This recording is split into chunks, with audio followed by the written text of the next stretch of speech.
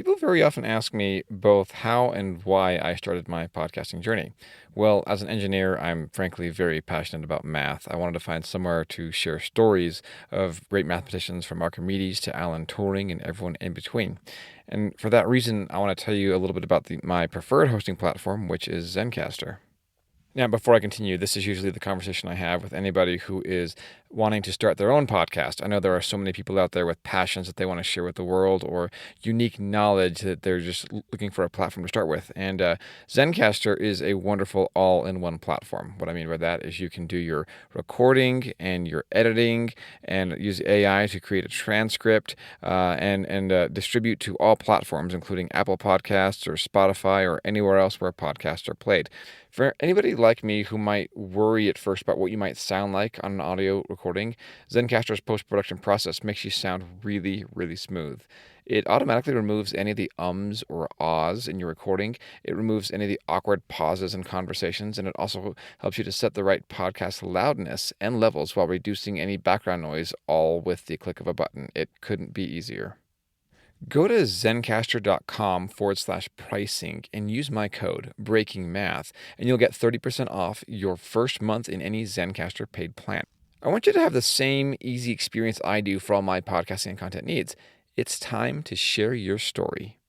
Fairly often, I get asked questions about how I got started podcasting with the Breaking Math podcast, and I'll often be asked this question by those who are thinking of starting their own podcast. That is, people who are looking to tell a story or share their unique wisdom with a larger audience or their passions, or maybe just advertise their business or services.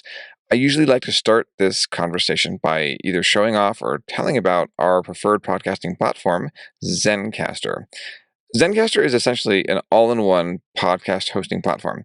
On this platform, you can do everything from recording your episodes to editing your audio and video files to distributing your podcast to all podcasting platforms, including Apple Podcasts, Spotify, iHeartRadio, and wherever else podcasts are played. Now, there's more. When I first began podcasting, I used to get very nervous about how I would sound. I would sometimes stutter or have awkward pauses or other audio blemishes in my recordings. Now, Zencaster has a new suite of AI tools in their post-production process that make you sound really smooth. They automatically take out any of the ums or ahs in your recording. Also, they automatically take out any of the awkward pauses in your discussions. The tools will also help you set the right loudness and balance all the levels while reducing any background noise, all with the click of a button. Doesn't sound too bad, does it?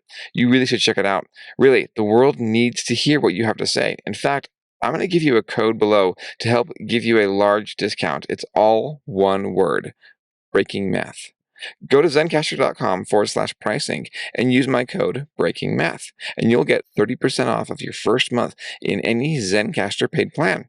I want you to have the same easy experience I do for all my podcasting content needs. It's time to share your... The world is a big place with a lot of wonderful things in it. The world also happens to be spherical, which can make getting to those things a challenge if you don't have many landmarks. This is the case when people are navigating by sea. For this reason, map projections, which take a sphere and attempt to flatten it onto a sheet, were born. So what is a map projection? Why are there so many? And why is Gall-Peters the worst? All this and more on this episode of Breaking Math. Episode 64, What Projection is This?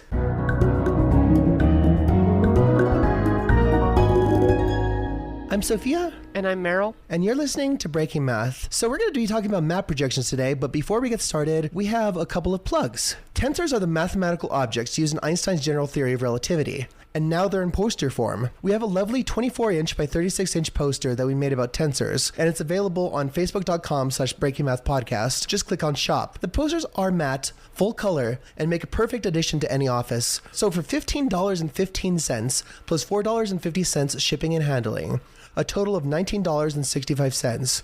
You can get this poster for you or someone you know. So check it out at facebook.com/breakingmathpodcast when you click on store and see if it's right for you. We're also on Patreon at patreon.com/breakingmath. You can go there if you want to support the show. Even a $1 donation makes a huge difference, and we'll send you a thank you message. With $1 or more, you can gain access to episodes slightly early and without ads. We also include the outlines we use to produce the show. We really appreciate your patronage at patreon.com/breakingmath. We've had a lot of $1 and $5 donations recently, and it has been a game changer. We're on Twitter at Breaking Math Pod, on Facebook at facebook.com/breakingmathpodcast, and we have an interactive website at breakingmathpodcast.app, which has not been updated in like forever, but check it out. Yeah, I'm actually still not on the website. That should probably change. Oh yeah, that definitely should. I need to. It got changed to a new hosting platform that I have like not even delved into. But hopefully by the time the next episode goes out, we'll have that updated at least a little bit, because we have more than 3 episodes now, right? I am not selling the website. There's some cool applets on there. So I remember we were talking about episode ideas, and I remember this one kind of jumped out at us. Meryl, do you want to explain why map projections maybe are kind of fun? So the thing about map projections is, at the end of the day, their topology is you're taking things from one surface and mapping them onto a 2-dimensional coordinate plane. And if you ever take a class on manifolds, then that's entirely topology, is developing coordinate charts for whatever surface you're working with. The only difference here, though, is that instead of determining different coordinate charts for different regions of the Earth, in this case, we're taking the entire Earth and trying to put it onto a flat plane. That's topology. Yeah, and I believe we talked about topology in episode 58, bringing curvy back, right? Yeah, and probably even more beyond that, because I like talking about topology. It's the coolest thing ever. Oh yeah, it really is. I mean, we also talked about didn't we do an episode on spheres or circles? Let me check. Yes, we did. Yeah, episode 52, a round on circles and spheres, which is a kind of good companion to this episode for reasons we'll see. Oh, wait, so without further ado, map projections. So we have to ask the question, what is a map projection? And we have to recognize first and foremost that Earth is a sphere with... Wait a minute. I thought the Earth was flat, but then if the Earth is flat, then what map projection actually is the Earth if it's already a 2D plane? Well, if the Earth was a 2D plane, that would be called planar denialist projection, and it's a one-to-one angle-preserving, area-preserving, and shape-preserving map. And bijective and bicontinuous. And by Occam's razor, since it's the most pleasing map projection, it must be the shape of the Earth. But no, seriously, the Earth is a sphere. Okay, so we have to talk about, obviously, what a sphere is, right? So a sphere, at its most basic geometric definition, is a set of points equidistant from some central point, right? Right, and the sphere that we're talking about, at least in terms of the Earth, is the 2-sphere embedded in 3D space. And what that means is that we're talking about the set of all points in 3D space that are equidistant to a center, and we call it the 2-sphere because we can use as little as 2 coordinates to represent it. And the one that we use for the Earth are latitude and longitude, right?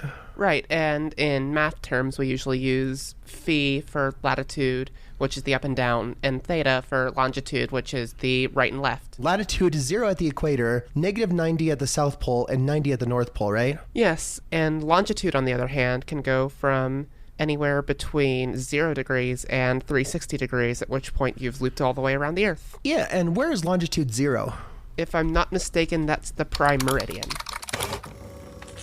Yeah, also known as the IERS reference meridian, which is maintained by an awesome sounding organization. What's it called? The International Earth Rotation and Reference System Service. Yep, it's always fun, these people who maintain charts for like magnetic charts, declination charts, and things like that.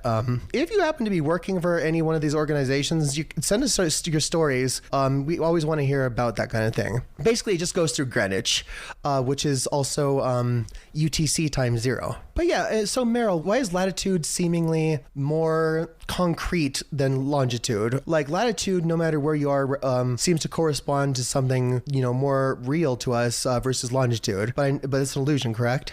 Right, and I imagine that's simply just the nature of the Earth being a sphere with magnetic poles itself is because we have, like we've mentioned, 90 degrees, the North Pole, negative 90, the South Pole, and then we've got 0 degrees, the equator, is just right in between them. It's pretty easy to define. Yeah, and obviously the Earth is spinning, so those two things are where, our view of this comes from. Wait, the Earth is both not flat and it's spinning now?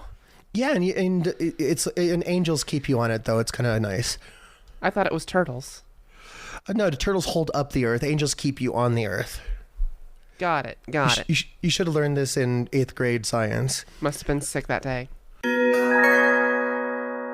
So a flat plane projection attempts to take this data and put it onto a flat piece of paper, right? Like we said during the intro. Right, but as we're going to find out, that's not quite so easy to do.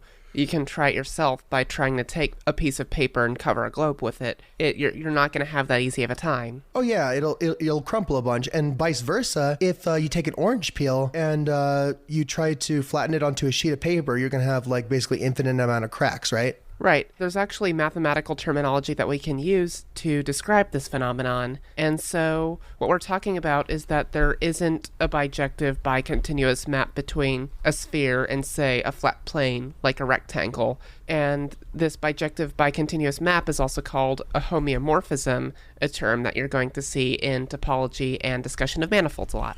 Yeah, and a bijective first of all, bijective just means that the map can go backwards and forwards, right? Like a shadow is not a bijective map of an object, right? Yeah, so if we want to really get into the details, then a bijection is both an injective and surjective map, or one-to-one and onto.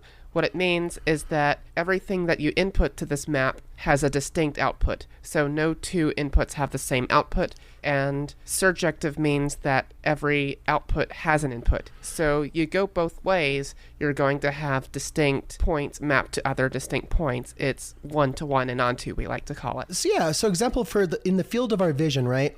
It is onto because every light that appears, bright enough to see will appear in our visual field, right? But if we're just talking about one eye here, which we are, something like a quarter, 1 foot away versus like a big giant like trash can lid sized quarter further away would appear identical, right? Exactly. And what is bicontinuity? So bicontinuity is what it says on the tin is that this map is continuous both ways. And by the way, when we say map here, we mean a mapping mathematically, not as in a map of the Earth, correct? Right, and all that means that we're talking about taking a point in and getting a point out, not drawing something on a piece of paper like we'd see with a map. Yeah, and it's called that because of maps, obviously, right? Because a map is it's a piece of paper is not, the city that it represents, correct? Yeah, so the similarities are there. This is why originally these are called mappings, but now the term map in mathematics is so far removed from actual maps. And we can also describe why it's hard to flatten out using the theorem egregium, right? Yes, and we actually talked about this on our episode on curvature, is that, so let's say that we just have a piece of paper that we're trying to wrap around a globe, right?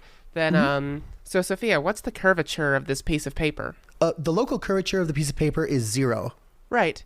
And so what about the curvature of the Earth then? It's 1 over the radius, right? Yeah, and so that's going to be a positive value, but needless to say, it's different from the curvature of the piece of paper. And so the piece of paper, no matter how you bend it, it's going to maintain that 0 curvature, and as a result, you're not going to successfully wrap your piece of paper around the Earth. Yeah, and you can see this really easily with a piece of pizza, right? You take a piece of pizza and you hold it by just the crust, and if it's one of those big, delicious slices of pizza, it'll curve downward, right? Yeah, it'll just droop right down. But if you grab the pizza by the crust and you bend the crust, then that 0 curvature line will go down the pizza so it doesn't droop down anymore. It stays upright and makes it easier to eat. And a big reason for this is because the curvature can be described as a product, right, of the coordinate curvatures in a way.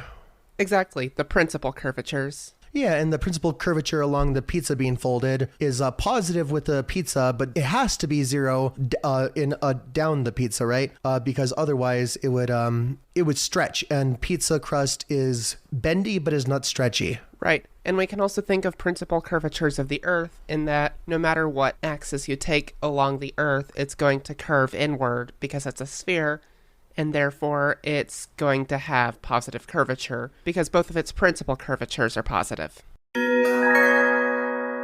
If you take a sphere, right, you try to flatten it out, you're gonna end up stretching some stuff. So what are some limits and constraints on what is preserved and what is distorted? Yeah, so there's some maps that are area preserving. So no matter what section of the Earth you take out, whether it's a country, whether it's a rectangular region or something like that, it's going to keep that area the same, but it's going to distort the shape, scale, or angle within that region. And then so there's, for instance, angle preserving maps.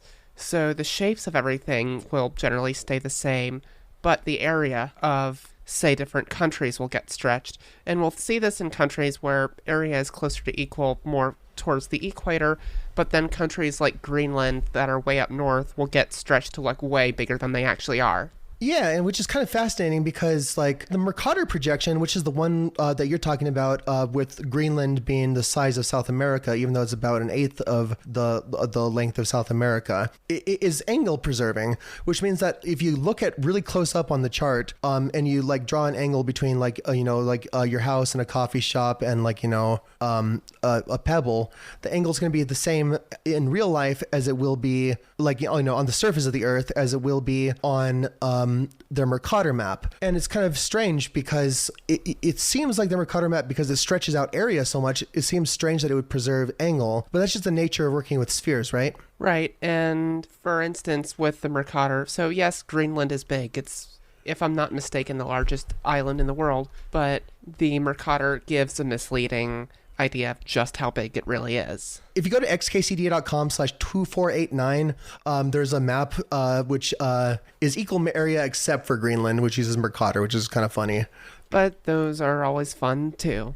Yeah, and one thing that kind of shows you how hard it is to look at a map and see kind of what's going on, right, is what is the closest state in the United States to Africa?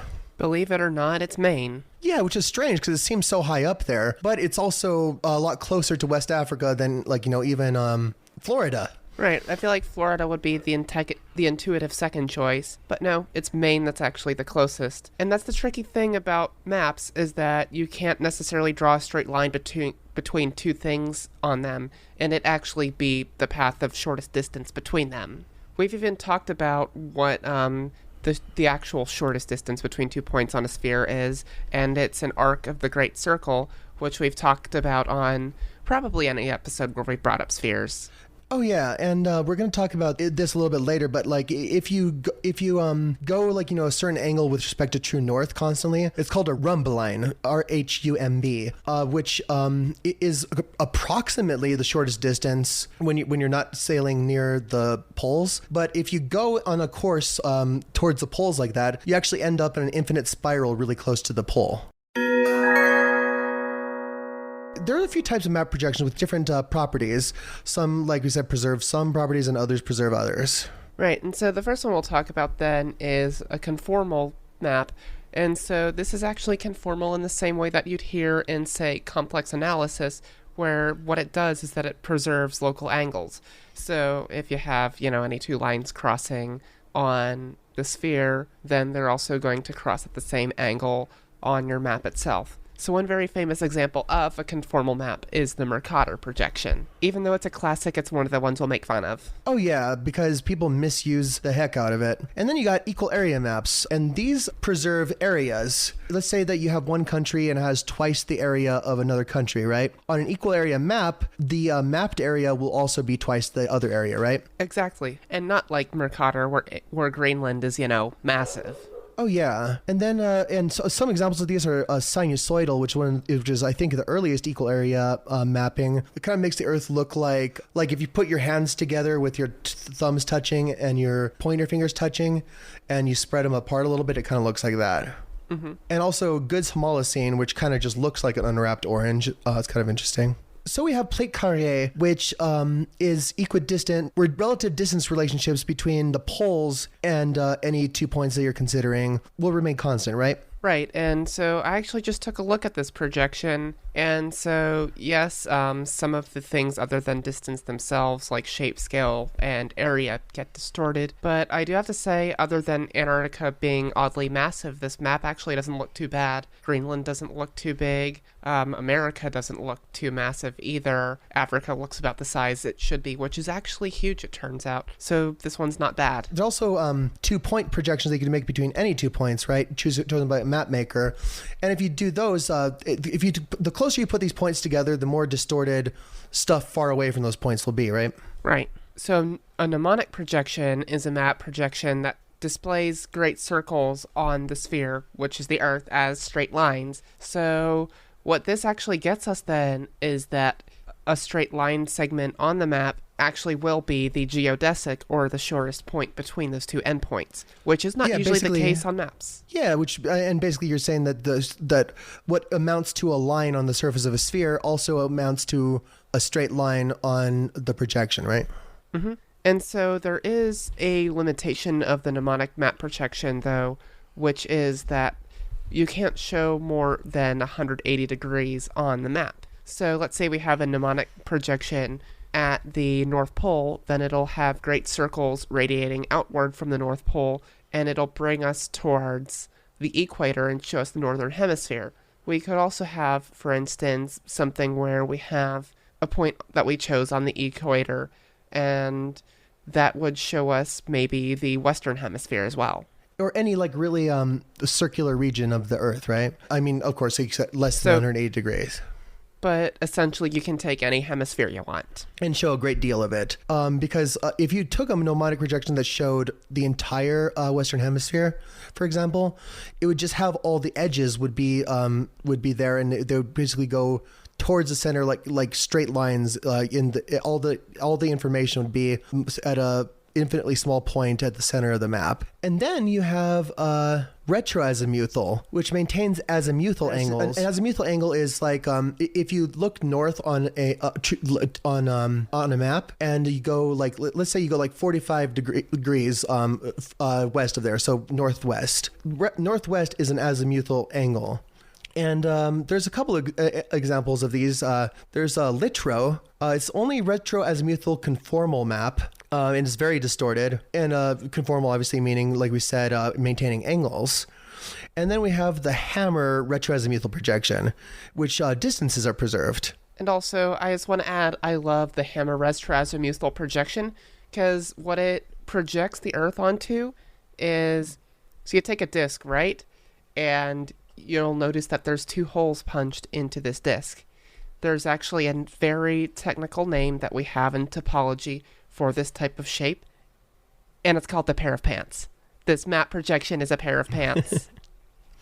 So the Hammer retroazimuthal projection is a pair of pants? They're hammer pants?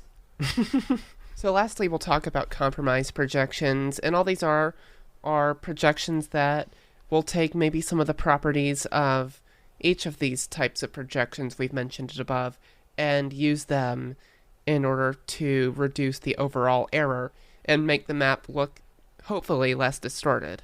Yeah, and this is basically just for humans, right? Not for, specifically just for human eyes. It's not useful for example, navigation or anything like that, but it's good for for example, the Robinson projection, I believe, is the one used on the cover of National Geographic.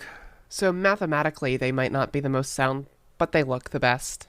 Oh, yeah, they really do. I mean, and then you have, for example, the Robinson looks pretty good. It preserves area relatively well. Then the Soviets had a version of this, the Kavriaevsky of 7 projection, which not surprisingly did make Russia look a little bit bigger. But isn't that just the nature of countries? And then you have the Dymaxion, which is where the Earth is projected outward onto an icosahedron, a 20-sided die, basically.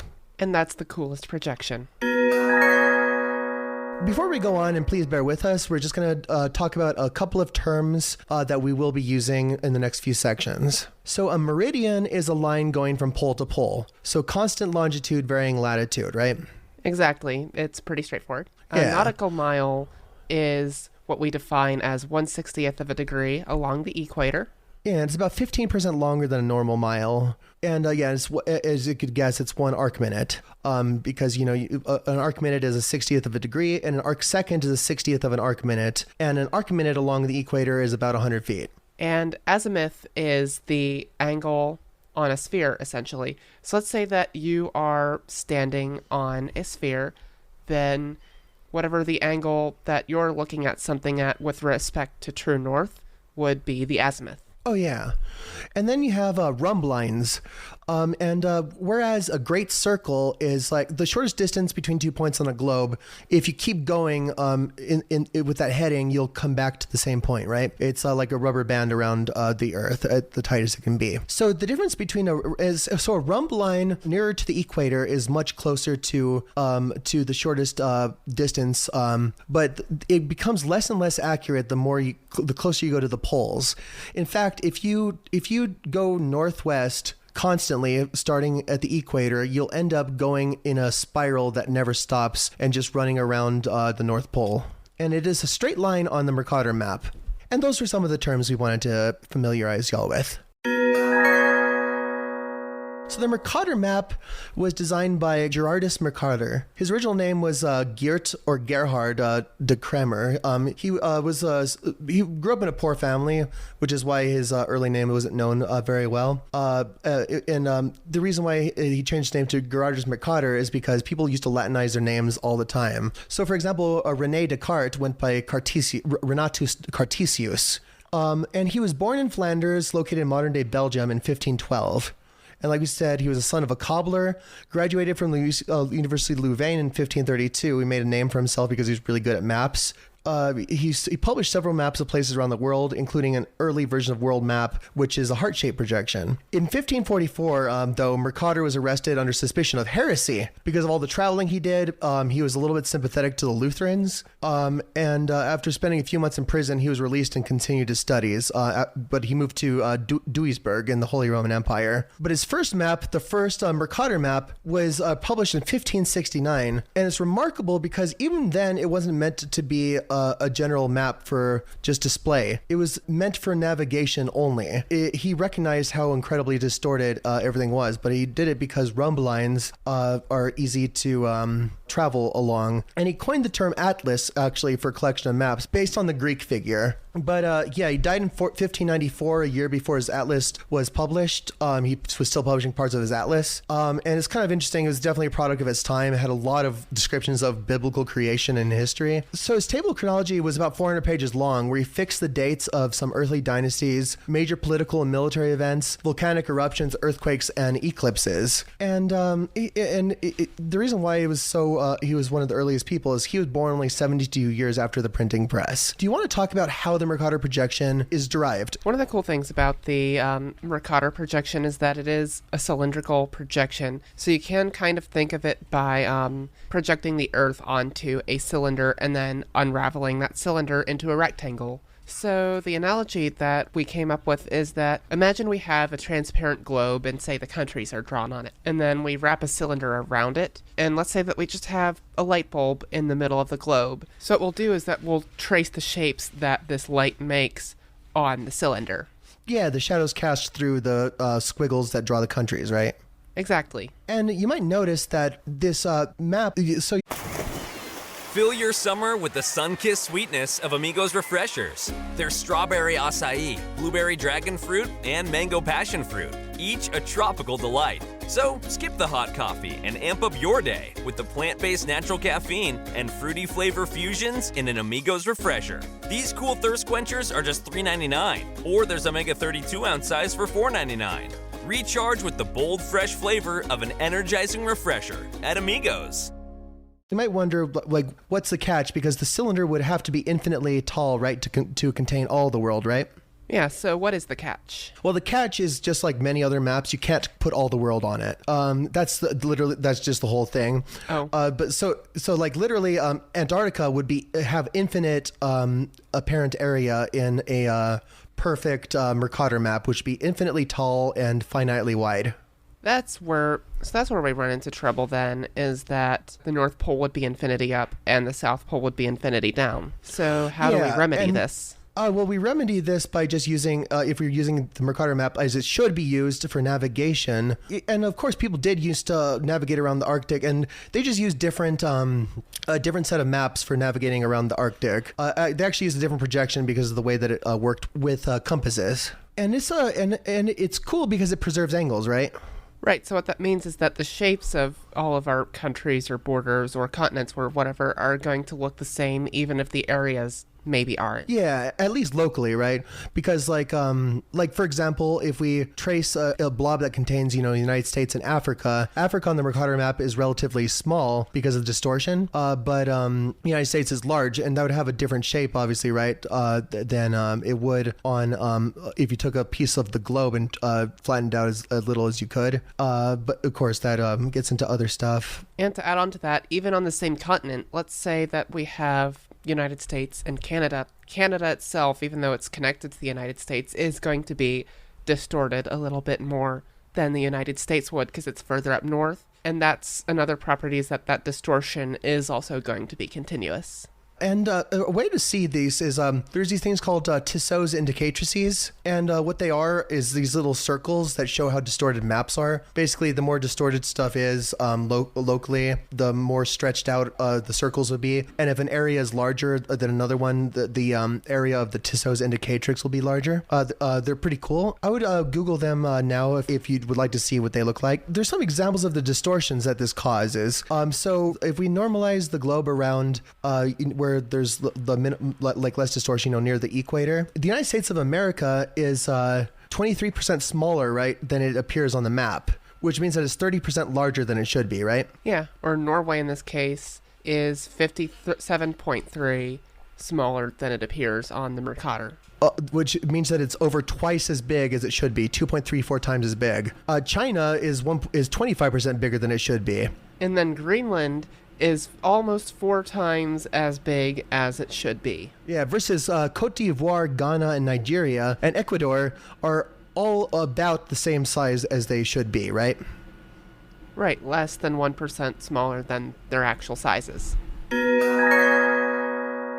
So these distortions are controversial because they're used as a learning tool without telling people that it was a navigation tool. I mean, there's projections that have existed for many, many years that aim to represent a globe as it more looks to our minds. I mean, there's equal area maps and things like that, like we've talked about. But if you take the Mercator map and you take the United States and you kind of rotate it into Africa, it looks like it's the same size. If you actually did that on the world, like let's say we took the United States and lifted up by helicopters and moved it over Africa, and we mapped it out on a Mercator projection the whole time, you would see the United States shrink down to the size of about Western kind of Central Africa. Yeah, and so I'm looking this up right now, just going across either of those continents.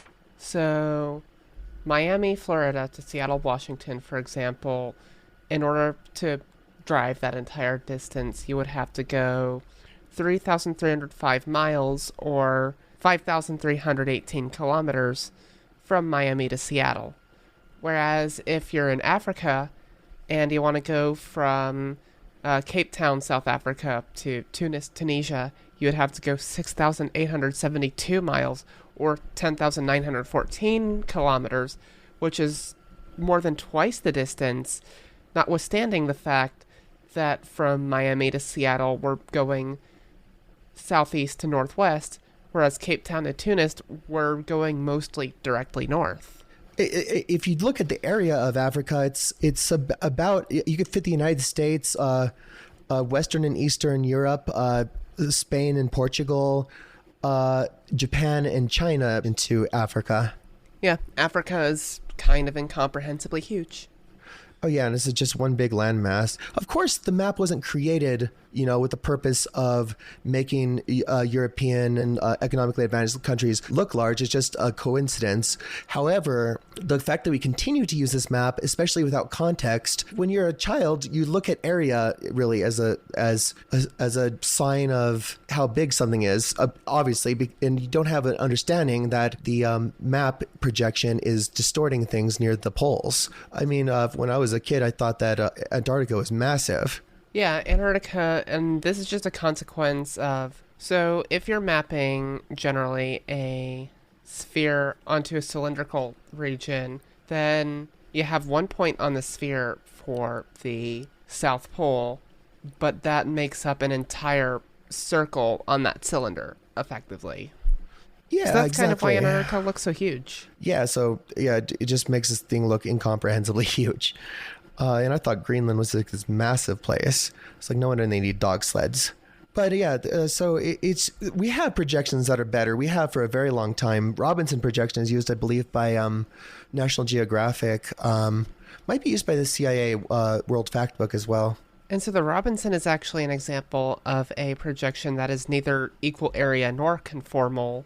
So it actually is one of those compromise projections that we mentioned. Yeah, I think it's useful to expose people to all kinds of different maps. I mean, it's an interesting subject. We live on this world, Yeah, I'm actually surprised just how much more there is to this than what I imagined going into it. Like, it seems like a fairly simple subject, but yet people have found just so many different ways to do this. One seemingly basic thing is drawing our planet. Okay, now we're going to talk about sinusoidal projection, which is significant because it was the first equal area map. It was first used in a map by Jean Cousin of Dieppe in a 1570 map. And we actually have a formula for this. And it's the x-coordinate on the map that you're making is theta minus theta naught, theta, like we said, being the longitude, which goes from 0 to 2 pi or 0 to 360, whichever, if you're using radians or degrees, times cosine of phi, phi being the latitude, so how far up you are on the sphere with respect to the poles. And your y-coordinate is just phi. You just literally map latitude 1-to-1 with height, Yes, and what I think is actually interesting about this projection is the fact that there is a function of latitude in the x-coordinate. And what I imagine this being is, so let's say we start at the equator. So phi is 0, so cosine of phi in this case is just going to be 1. So there's going to be no change in how we display our x-coordinate there. But let's say that we go further up north. What's going to happen is that the circle for all points of the same latitude is going to be smaller than it would at the equator. So to compensate for that, we take cosine of phi instead of just projecting it right onto a cylinder, because if we take a smaller circle of the same latitude and project it onto a sphere, then it's going to be enlarged. So this compensates for that. Oh, yeah. And I mean, a really easy way to really visualize what this is doing is imagine you have a globe, right? Like made out of paper and or plastic or something like that. And you slice it from North Pole to South Pole. And then you slice ribbons of it so that it kind of looks like a rib cage, You slice it along lines of latitude everywhere but the opposite side. So you just basically have these cuts radiating out from a center. If you flatten it out and redraw it, you'll get this map. And what you'll notice as well is that this projection, if you look it up, doesn't really look like a rectangle, like you would expect a lot of maps to look like. It's more of like a Vidalia onion as well. And that's just a consequence of the projection formula itself. And so that cosine function of our latitude is what really makes the shapes distorted here, and that's what gives us, I would say, our sort of onion-looking shape. Because you'll notice that the north and south poles here are a single point. Yeah, like if you cut a Vidalia onion down the medial axis. I didn't know there's a name for the axis of a fruit. Not for a fruit, but I looked up anatomy terms for jellyfish. So the next projection that I want to mention is the Dymaxion, and I'm going to bring up XKCD again for this one because I love their description of the Dymaxion map. And this is from XKCD 977, Map Projections. You like Isaac Asimov, XML, and Shoes with Toes. you'd think this segue got a bad rap. You own 3D goggles, which you use to view rotating models of better 3D goggles. You type in Dvorak. And that's the thing about Dymaxion, is that it is a bit of one of those quirky, sort of unusual map projections. And yet, it's also a pretty good compromise projection, I would say. And the idea here is that we just take an icosahedron, wrap it around the Earth, and project outwards from the Earth onto the icosahedron. Yeah, which is kind of cool because it's orientation free, right? Yeah, and so once you've done that, you just unwrap the faces of the icosahedron and just lay them out onto a flat plane, and you have something that mostly works, and I would say comes close to pleasing everyone, if not for the fact that it's a little oddly shaped. And an icosahedron, obviously a 20-sided die. So if you imagine covering a 20-sided die in ink and putting it on paper and kind of rolling it around so that you touch every number once, that's the shape of the Dymaxion map. The Dymaxion map was actually created by Buckminster Fuller, which is, I think, kind of interesting, known for geodesic domes. And there's also the Waterman butterfly. Can you read the XKCD description for people who like the Waterman butterfly? Oh, yep, it's on there too. So this one is, really? You know the Waterman? Have you seen the 1909 Cahill map that's based? You have a framed reproduction at home? Whoa, listen, forget those questions. Are you doing anything tonight?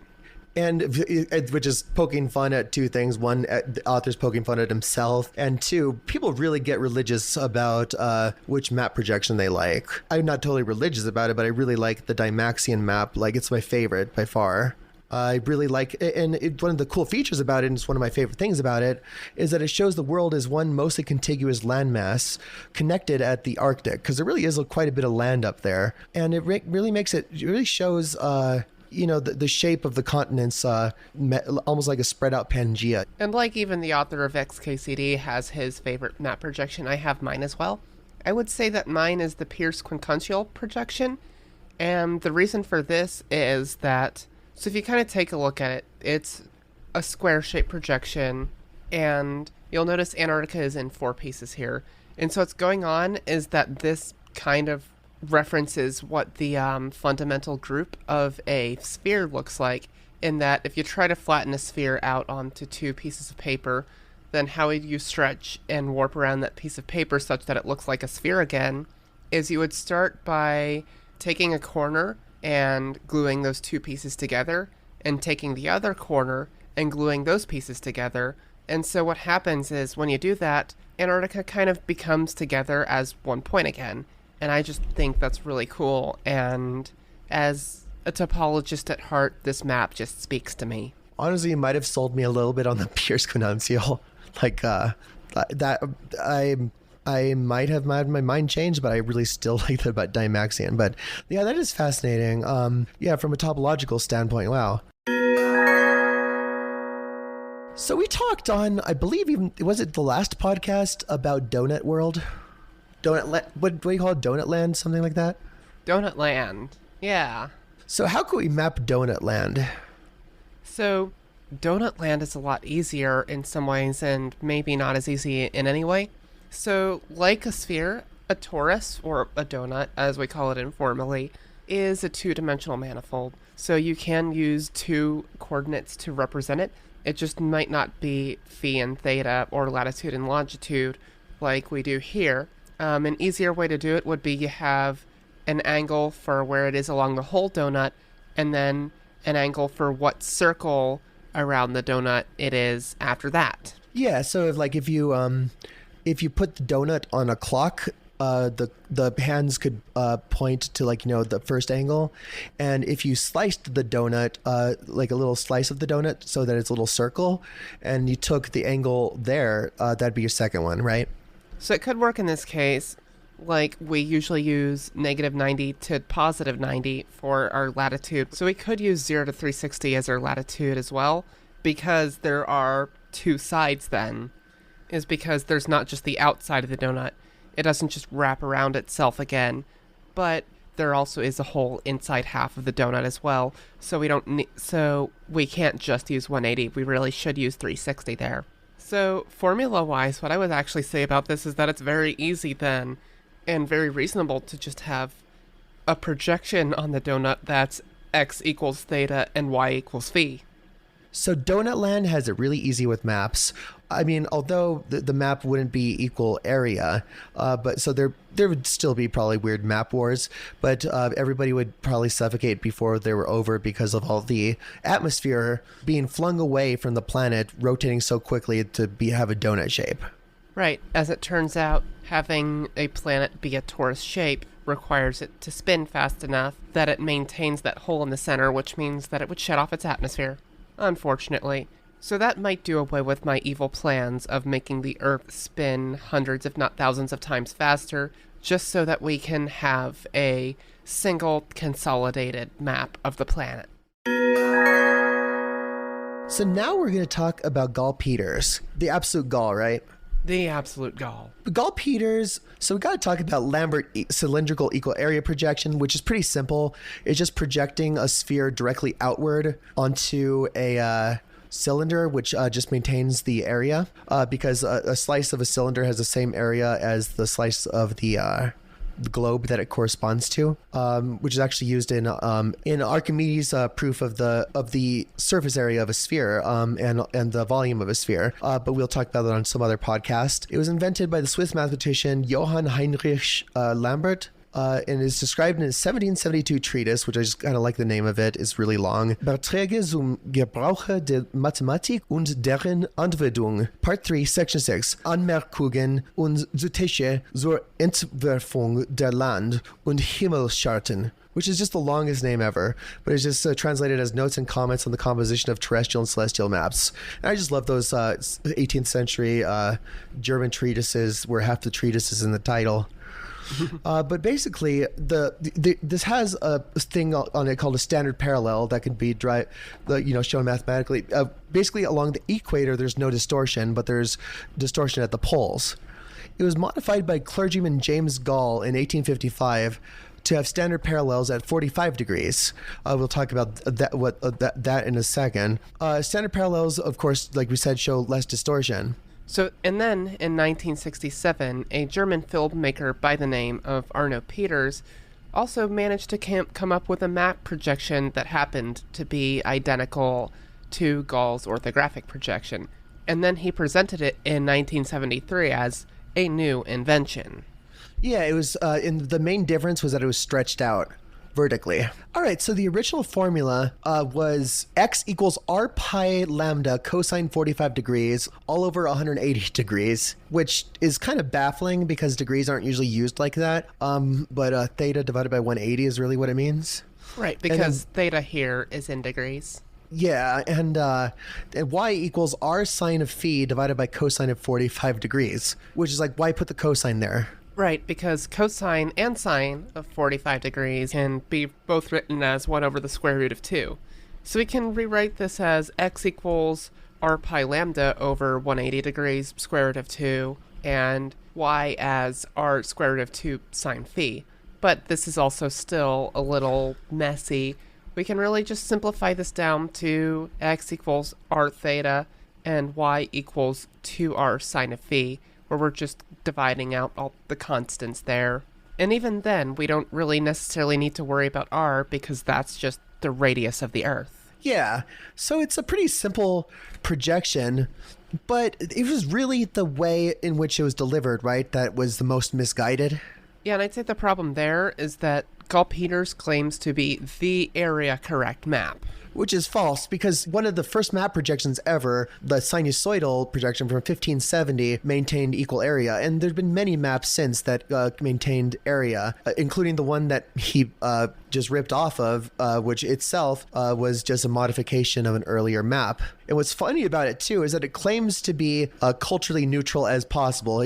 Peter said one map for one world. But the difference between this and the most basic equal area map, the Lambert cylindrical equal area map, is that it doesn't distort anything along the 45th parallels. And those run through European countries and the United States. And it's honestly has the same problem. I mean, it makes Africa look like it's big and stretched out. It has the right area, but it doesn't maintain any of the fidelity of the shapes in that part, which isn't a problem per se, but it's the fact that he claimed that it was some culturally neutral thing, and he based it off of English clergyman's work from 1855, which didn't distort along the 45th parallels. And cartographers were exasperated at his claims.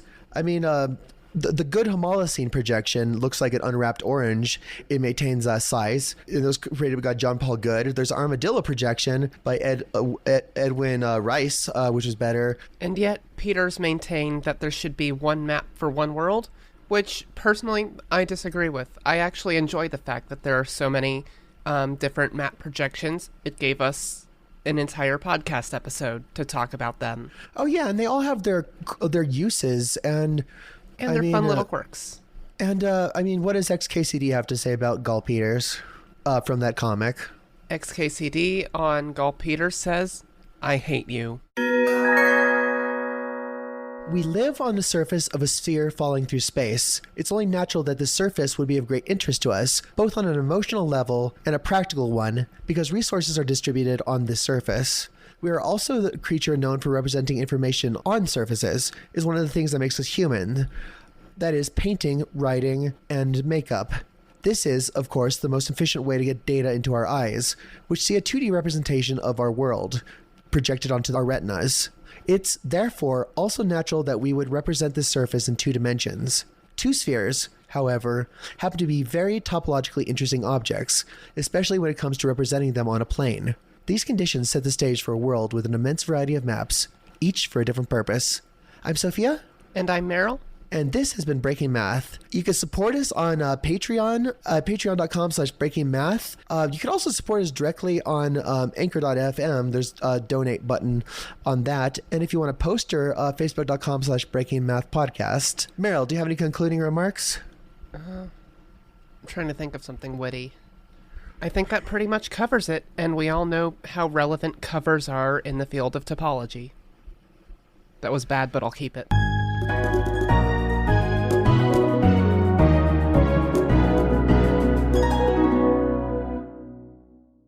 Save big this summer with great deals, all in the Baker's app. Get red, green, or black juicy seedless grapes for $1.88 per pound with a digital coupon. Then buy 2, get 2 free delicious 12-packs of Coca-Cola, Pepsi, or 7-Up, all with your card. Shop these deals at your local Baker's, less than 10 miles away. Or tap the screen now to download the Baker's app to save big today. Baker's, fresh for everyone. Prices and product availability subject to change. Restrictions apply. See site for details.